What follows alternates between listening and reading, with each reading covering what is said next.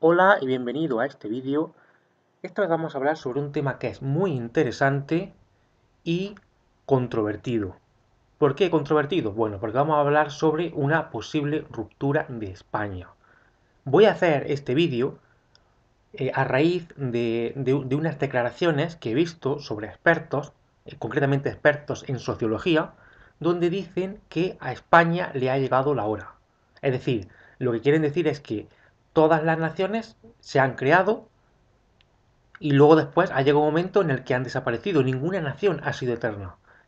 ¿Vale? Por ejemplo, piensa en el Imperio Romano. El Imperio Romano fue una nación y la esclavitud, eh, porque bueno, el Imperio Romano tenía un sistema productivo muy alto debido a la esclavitud. Entonces, con la expansión del cristianismo, la esclavitud empezó a desaparecer, la economía del Imperio Romano empezó a decaer y al final el Imperio Romano desapareció. Los pueblos bárbaros acabaron con el Imperio Romano, etcétera. Por ejemplo, piensa también en la Unión Soviética, en el antiguo Imperio Manchú, en China, en la antigua Yugoslavia, en el Imperio Español, en América, desde Argentina hasta el sur de Estados Unidos también fue una nación. Y al final se acabó rompiendo por infinidad de causas. Como hay muchas causas por las que puede romperse un país. Por ejemplo, por acumulación de la riqueza. Por, como he dicho antes, por temas de guerras, por temas de invasiones, que un país invada a otro país y a partir de ahí esa nación ya desaparece. Hay muchas razones por las que una nación puede desaparecer, o por una mala gestión de los gobernantes. También hay infinidad de razones. Bueno, pues según esos expertos en sociología, a España le ha llegado la hora. Es decir, España está en las últimas, se va a romper, ¿vale? Entonces yo en absoluto estoy de acuerdo con la ruptura de España. Yo quiero que España siga unida muchos años más. ¿Vale? Y lo que deseo es que los políticos que tenemos nosotros en España sean capaces de llevar esta situación. Luego después, al final del libro, del vídeo, también te voy a hablar sobre qué dicen los sociólogos para llevar a España, sobre las distintas teorías que hay. ¿Vale? Las distintas teorías me refiero que las soluciones que tendría España. Como he dicho antes, la situación de España es complicada. ¿Por qué? Pues en primer lugar porque España es un país, no digo con nacionalidades, bueno, con naciones, porque España no se puede decir que sea una nación de naciones, como ha dicho Pablo Iglesias, pero bueno, en su momento se lo fue. El reino de Castilla, por ejemplo, fue una nación, el reino de Aragón fue una nación, el reino de Navarra, el reino de León también, en su momento sí fueron naciones, pero hoy en día, después de 500 años, yo creo que no se puede hablar de que España sea una nación de naciones. Es verdad que tiene ciertas particularidades y ciertas características regionales, como pueden ser lenguas regionales y demás, pero no es suficiente como para hablar de naciones, ¿vale? Y ojo, esta es una opinión ya personal. Antes de seguir, tenemos que hacer un paréntesis y tenemos que hablar sobre el contexto histórico. Es muy importante comprender el contexto histórico. España tiene una larga historia y yo diría también compleja, que se remonta, como he dicho antes, a la unión de varios reinos. España como tal en su día no era una nación. España se formó a partir de reinos. Reino de Aragón, Reino de Castilla, Reino de León, Reino de Navarra. En el año 1492 se tomó el reino de Granada. Durante los siglos XVI y XVII, España se convirtió en uno de los imperios más poderosos del mundo. España tenía vastos territorios en América, en Europa y en Asia. Este periodo de expansión y colonización tuvo un impacto muy importante en la cultura y en la identidad española. Sin embargo, fue a finales del siglo XIX, con una serie de conflictos internos y externos, incluyendo la invasión napoleónica, las guerras de la independencia en América Latina, países como Argentina, México, Perú, Colombia se independizaron, la pérdida de estas colonias en América, las guerras de independencia llevó a un cambio significativo en su posición global. Otro aspecto muy importante es el hecho de que España no vivió la revolución industrial. El no haber vivido la revolución industrial es la mayor desgracia que le ha pasado a España en su historia. Si España hubiera vivido la revolución industrial, España hoy tendría una población similar a Francia, a Reino Unido, a Italia o a Alemania. ¿Vale? Fíjate en la diferencia de población, estamos hablando de unos 20, 25 millones de habitantes de diferencia. Pues es la población que tendría España si hubiera vivido en su día la revolución industrial. ¿Por qué España no vivió la revolución industrial? Bueno, ese es otro tema.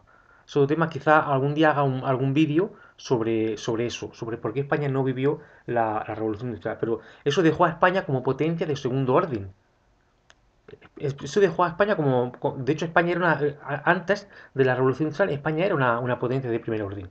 Pues bien, a finales del siglo XIX es cuando se va a forjar la mentalidad independentista, sobre todo en el País Vasco, y, bueno, y más bien en Cataluña, pero sobre todo en el País Vasco. Cataluña antes ya era una región rebelde. Piensa, por ejemplo, cuando en el año 1700 vienen los Borbones, Cataluña apoya a los Austrias. Cataluña había tenido varias revueltas, era una región rebelde, por así decirlo.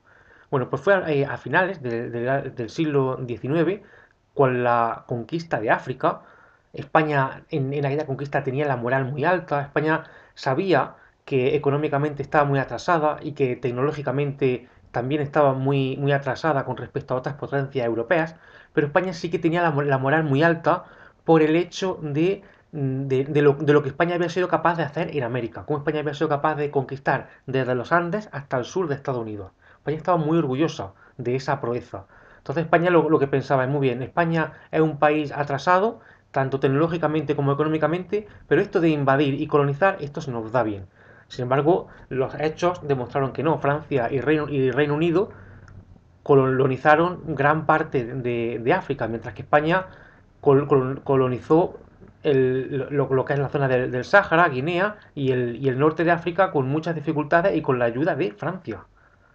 Entonces España, eso digamos que en parte ya le empezó a poner a España los pies sobre la tierra. Pero fue la derrota en la guerra hispano-estadounidense en el año 1898 frente a Estados Unidos, cuando Estados Unidos le va a poner a España los pies sobre la tierra.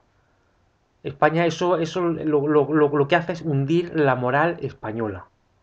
Asociada a esa derrota hay una generación literaria muy famosa que es la generación del 98. Escritores como por ejemplo Azorín o como por ejemplo Pío Baroja o Unamuno.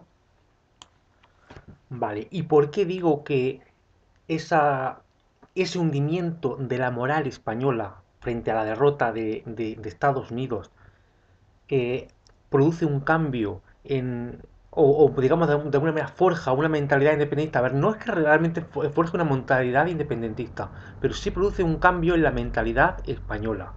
Digamos que en algunas regiones, como el País Vasco, se empieza a tener una imagen muy pesimista de España, por eso, por su historia reciente, en contraste con una imagen muy optimista de ellos mismos. ¿Vale? Eso empieza a ocurrir en el País Vasco y también en Cataluña. Y esa es la base, en parte, bueno, eso es una de las piedras angulares del independentismo a principios del siglo XX. Es una imagen muy optimista de ellos mismos y una imagen muy pesimista de España. Concretamente te digo que Sabino Arana, a finales del siglo XIX, funda el PNV, el Partido Nacionalista Vasco, y felicitó a Estados Unidos por su victoria ante España. España no es el único país que tiene, digamos, una imagen muy pesimista de sí mismo. Alemania, que perdió la Primera Guerra Mundial y también la Segunda Guerra Mundial, a Alemania les pasa lo mismo. Tiene una cierta imagen pesimista, no digo pesimista, pero no tiene esa imagen de grandeza que pueden tener naciones como Francia o Reino Unido. Francia o Reino Unido sí que tiene una imagen de grandeza, que no tienen países como por ejemplo España o Alemania. Entre las causas detrás de una posible ruptura de España, como apuntan estos sociólogos que dicen que a España le está llegando la hora, están en primer lugar una identidad cultural propia. Algunas regiones de España, como por ejemplo Cataluña y el País Vasco, tienen sus propios idiomas, tienen una historia y una cultura diferentes al de otras regiones. En segundo lugar, podemos citar también el descontento político. Hay tensiones políticas entre el gobierno central y algunas comunidades autónomas que han llevado a estas comunidades autónomas a demandar mayor grado de autonomía. Las disputas también sobre la financiación, el tema económico es muy importante. Bueno, el tema económico, de hecho, es clave porque no solamente en España hay disputas económicas sobre financiación. Italia, por ejemplo, donde el norte es muy rico, concretamente creo que lo que es la zona del Milán, creo que es la zona más rica de Europa, pues el sur es muy pobre. Esa diferencia entre ricos y pobres es otro factor importante. La historia ha demostrado que un país puede romperse si la diferencia entre ricos y pobres es muy grande. Y ya te digo, países como por ejemplo Italia. Otro país también donde la diferencia entre ricos y pobres empieza a ser significativa es México. México centra todas sus inversiones en el norte, ya que el norte tiene al lado a Estados Unidos, entonces es mucho más atractivo para invertir el norte que el sur. Y eso está dando lugar a una acumulación de la riqueza en México abismal. Cuando pasen a lo mejor 50 años veremos a ver lo que pasa en México. ¿Vale? Eso otro punto importante, las enormes diferencias económicas que hay entre regiones. Cataluña, por ejemplo, es una región que está a la vanguardia mundial. Tiene, vamos, un desarrollo similar al de Japón. Si tienes la oportunidad de ir a Andalucía, por ejemplo, pues ya verás cómo está Andalucía. Vamos, Andalucía tiene carreteras gracias a los fondos FEDER de la Unión Europea. Si no fuera por los fondos FEDER de la Unión Europea, Andalucía es que no tenía ni carreteras. ¿Vale? Otro punto importante son conflictos que ha habido en el pasado. Algunas regiones como Cataluña y el País Vasco han tenido conflictos y represiones especialmente durante la dictadura de Franco. Esto ha dejado cicatrices en la moral vasca y catalana, cicatrices históricas que influyen en la percepción actual. ¿Vale? Eso es otro. Se han cometido muchos errores. Recuerdo, por ejemplo, a Mariano Rajoy cuando hizo referencia a comprar productos catalanes, cuando realmente la gente hizo lo contrario, la gente dejó de comprar productos catalanes. Entonces, estas cicatrices históricas pues también influyen en la percepción que pueden tener vascos y catalanes. Otro punto importante es la integración de España en la Unión Europea. Esto ha llevado a preguntas sobre la relevancia en las fronteras nacionales, ya que regiones como Cataluña demandan más protagonismo. Cataluña eh, es uno de los cuatro motores principales de Europa. Entonces Cataluña quiere dejar de ser España y entrar en la Unión Europea para ganar protagonismo. Quieren ganar protagonismo dentro de Europa. En el caso del País Vasco, pues ellos quieren... el nacionalismo vasco es más conservador. Ellos quieren conservar su lengua, su cultura, sus tradiciones. Y, bueno, y luego también, pues como Cataluña quieren darse a conocer al mundo. Y eso es otro punto importante que aviva el independentismo. Como he dicho antes, los sociólogos dicen que a España le ha llegado la hora. Ojalá y no sea así. De hecho, España lo que necesita actualmente son políticos que estén a la altura de las circunstancias y que sepan llevar esta situación. Entre los políticos españoles este tema es muy controvertido. Constantemente están discutiendo sobre el tema. Presta mucha atención a lo que dice un senador del Partido Socialista. ¿O sinceramente cree usted que lo que está haciendo es lo contrario? Se lo voy a responder yo, que es mucho más sencillo de lo que parece, señor Barreiro. Al final de la etapa de gobierno socialista de Felipe González, el voto independentista en España estaba en el 9%. Al final de la etapa del señor Aznar, 8 años después, estaba en el 16%. Volvió a gobernar el PSOE con el señor Zapatero y el voto independentista en España estaba en el 7%. En solo 4 años el señor Rajoy le ha mandado al 48%. Señor Barreiro, son ustedes, señor Barreiro, créame, escucha mucha gente. Son ustedes una máquina de fabricar independentistas en este país, créame. Hemos escuchado lo que piensa el Partido Socialista. Presta mucha atención porque esto es lo que piensa el Partido Popular. Las elecciones en que Zapatero es elegido presidente son 2004. Es elegido secretario general del Partido Socialista y hace dos cosas. Dinamita el Partido Socialista, que ya no es un partido que se inspire en los principios de un partido socialdemócrata, sino que intenta capitalizar o capitanear aquellos colectivos cuya identidad ha sido justa o injustamente negada. Eso explica el feminismo radical, cuyas expresiones máximas estamos viendo ahora con la ley trans, sí es sí, el enfoque de la cuestión LGTBI, el apoyo a las religiones minoritarias, eso es la alianza de civilizaciones, y sobre todo un pacto fundamental con los partidos separatistas. Él llega a un acuerdo, yo, el Partido Socialista, lo pongo a su servicio para que ustedes gobiernen en sus territorios a cambio de que ustedes me voten a mí. Lo consiguió en Galicia, lo consiguió en Cataluña y estuvo a punto de conseguirlo en el País Vasco porque él quería pactar con Herri Batasuna. No se produjo porque volaron la T4, pero lo quería hacer. Ya hemos visto la complicada situación en la que se encuentra España. Está en un claro riesgo de ruptura. Ahora bien, ¿qué dicen los sociólogos al respecto? Es decir, ¿qué podrían hacer los políticos para frenar la situación actual? Una teoría es la teoría del federalismo asimétrico.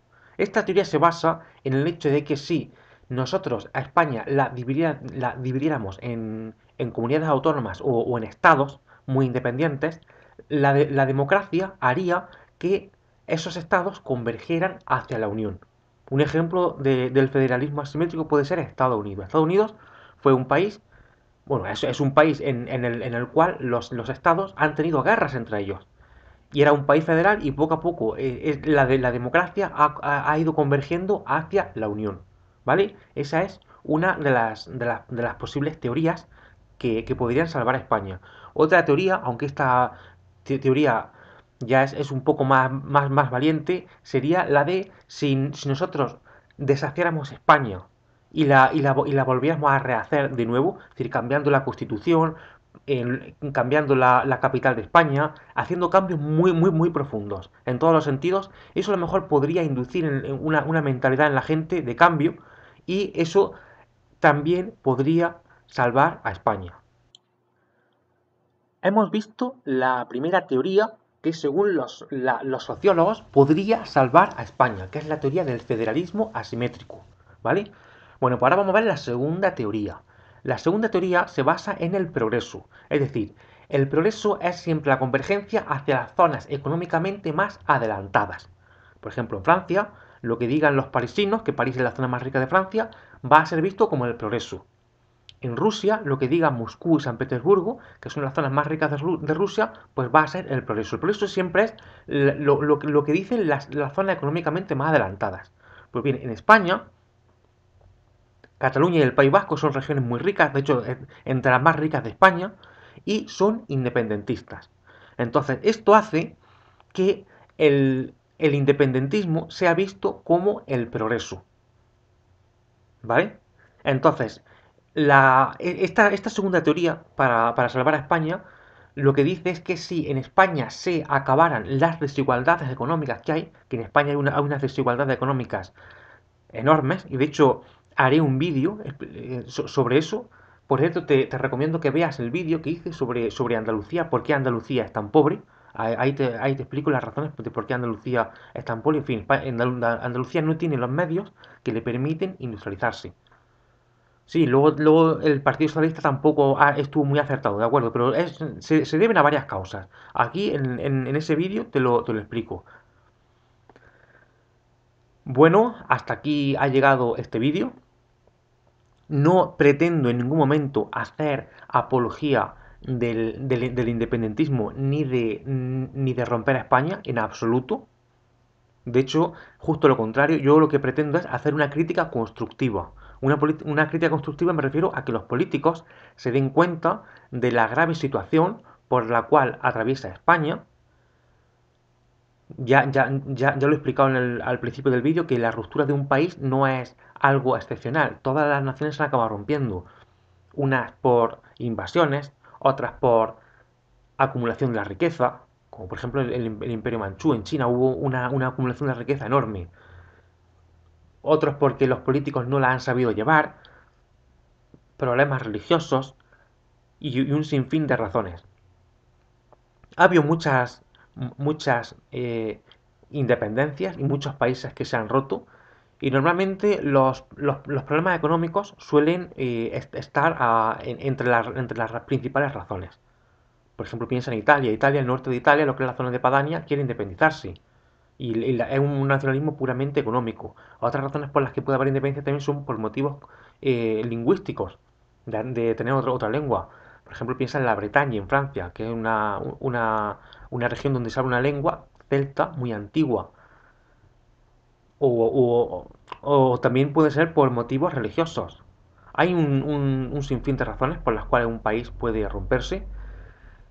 Y como he dicho antes, no es mi intención absoluta la de fomentar el independentismo. Espero que mis palabras no se malinterpreten en ese sentido. ¿Vale? Bueno, suscríbete si todavía no lo has hecho. Y recuerda que nos vemos en el siguiente vídeo.